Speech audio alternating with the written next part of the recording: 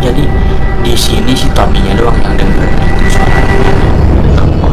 Padahal di sana nggak ada sama sekali suara anak-anak. Aku terdiam memandang sekelilingku. Di ruang tamu tidak ada siapa-siapa. Teman-temanku masih tertidur dan aku bahkan tak sedang mendengar suara gaib anak-anak.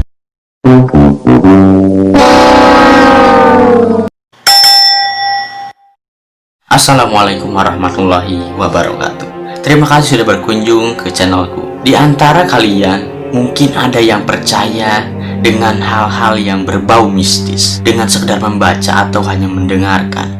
Dan pada kesempatan kali ini aku mau menceritakan ke kalian tentang kisah horor yang berjudul Suara Gaib Anak Kecil dari Telepon Pacar. Bagaimana kisahnya? Langsung saja ke tema cerita. Bukan sekedar tepukan gaib, ada juga cerita suara gaib menjelang maghrib. Aku mendengar suara anak kecil tertawa-tawa dan bermain kelereng di depan rumah, padahal tidak ada siapa-siapa.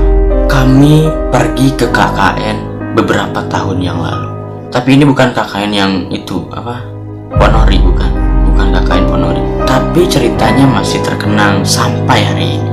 Waktu itu kakak senior suka mewanti-wanti daerah tujuan kami KKN memang sedikit mistis, tapi tak pernah kami atau bahkan aku berpikir bahwa mereka tidak bercanda, tidak heri. Kami pergi ke Sulawesi Tenggara, lokasi kami bersama-sama. Tempat tujuan kami adalah salah satu pulau di gugusan kabupaten di wilayah Kabupaten Wakatobi. Tempatnya para shinobi ini kayaknya. Kelompok KKN kami dipecah menjadi beberapa shinobi yang rumah tinggalnya juga berbeda. Aku dan kekasihku Tommy harus berpisah pada shinobi yang berbeda. Tapi ya namanya juga KKN. Aku sih pain-pain aja. Ya benar gue bahasa Inggris. Harus berpisah selama beberapa minggu dari Tommy. Toh kami masih ada di pulau yang sama dan sama-sama memiliki ponsel untuk berkomunikasi. Rumah kelompok kecilku sayangnya lebih mengerikan. Meski punya kamar yang besar dan satu ruangan perkakas, letak rumah ini tepat berada di sebuah kuburan. Bahkan kalau kami membuka pintu samping dan belakang, udah langsung ketemu mantan. Wes, mantan. Oh, makam. Kirain mantan. Oh, ada ceritanya soal ruangan perkakas. Kami terlibat banyak kegiatan bersama pemuda desa di sini. Satu waktu, Aaron ketemu kelompok kami, memintaku dan Padli mencari linggis. Teringat ruang perkakas, kami segera masuk ke rumah. Membuka ruang perkakas dan menemukan linggis dengan mudah. Ya kan ruang perkakas, pasti ada linggis. Kalau kamar mandi baru ada gayung. Ambil di mana itu? Tanya Roni, salah seorang pemuda desa waktu kami datang membawa linggis. Padli menjawab cepat, ruang kepsek. Ruang perkakas lah. Gimana sih lo? Itu tidak boleh dibuka. Kenapa emang gak boleh dibuka? Cepat kembalikan. Setan. Seru seorang pemuda lainnya.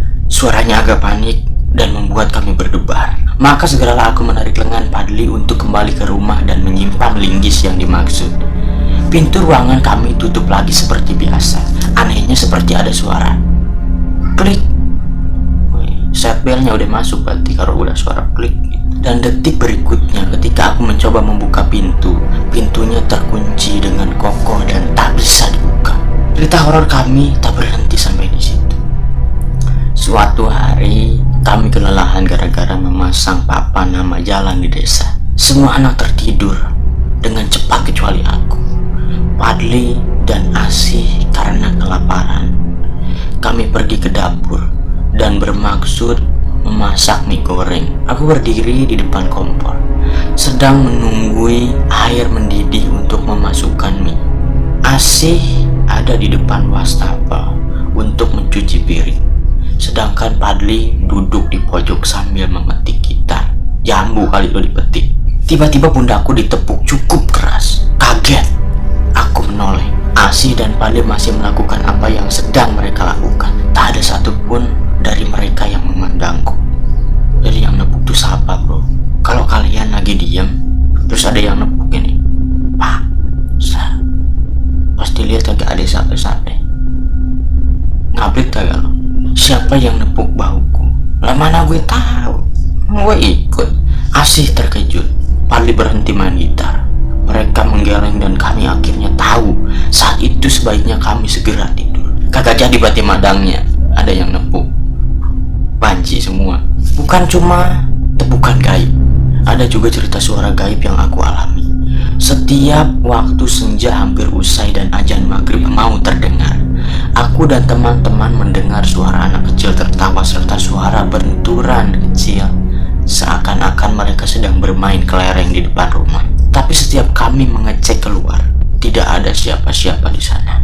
Setan bocil kayaknya yang main kelereng. Kasus suara gaib ini berulang menjelang tengah malam. Seakan belum cukup, suara gaib ini kadang diikuti dengan sekelebatan bayangan anak kecil dari balik tembok ruang tamu. Lalu kok bisa lihat balik tembok? Gue bingung. Entah apa maksudnya, tapi kami kan jadi merinding tiap kali penampakan begitu. Lumayan merinding juga. Berkat kehororan ini, aku kian sering menghubungi pacarku, Tommy. Misalnya saat hampir sebagian anak-anak sebunitku pergi keluar, sementara sisanya tidur begitu saja. Aku menjadi satu-satunya yang terjaga dan memutuskan untuk menelpon Tommy. Kami mengobrol cukup lama, seperti Tommy sedang lelah karena menanggapi ceritaku dengan sedikit berteriak dan meminta aku mengulang kalimat beberapa kali. Sampai kemudian aku kesal sendiri dan bertanya pada bapaknya, ngomongnya bisa nggak sih? Biasa aja, gak usah teriak-teriak gitu. Emang gue congek? Ya udah kalau gitu kamu minggir dulu dong. Posisinya berisik banget sih dari tadi di sana. Lagi ada acara apa? Kok banyak suara anak-anak? Ya anak-anak Palelo. Oh jadi di sini si Tommy-nya doang yang denger itu suara anak-anak. Padahal di sana nggak ada sama sekali suara anak-anak. Aku terdiam memandang sekelilingku di ruang tamu. Gak ada siapa-siapa. Teman-temanku masih tertidur dan aku bahkan tak sedang mendengar suara gaib anak-anak.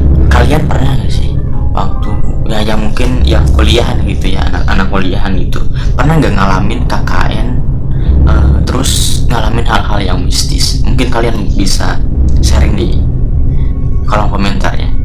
Kalau aku sendiri ya belum pernah ya, boro-boro KKN kuliah juga kagak ini. Ya pesan untuk kisah ini sih ya, dimanapun kita berada, hati-hati berdoa meminta perlindungan ada yang maha kuasa. Dan kalau memang kita itu pendatang ada di tempat orang, ya memang harus lebih sopan. Nah kita kan nggak tahu apa yang terjadi yang kita tidak ketahui. Jadi ya hormati, hargai tuan rumah. Dan cerita ini cukup sampai di sini. Jika kalian suka dengan video ini, like, comment, and share agar aku lebih semangat lagi untuk menceritakan hal-hal yang gaib, cerita-cerita horor yang nyata maupun yang tidak nyata. Cukup sampai di sini. Assalamualaikum.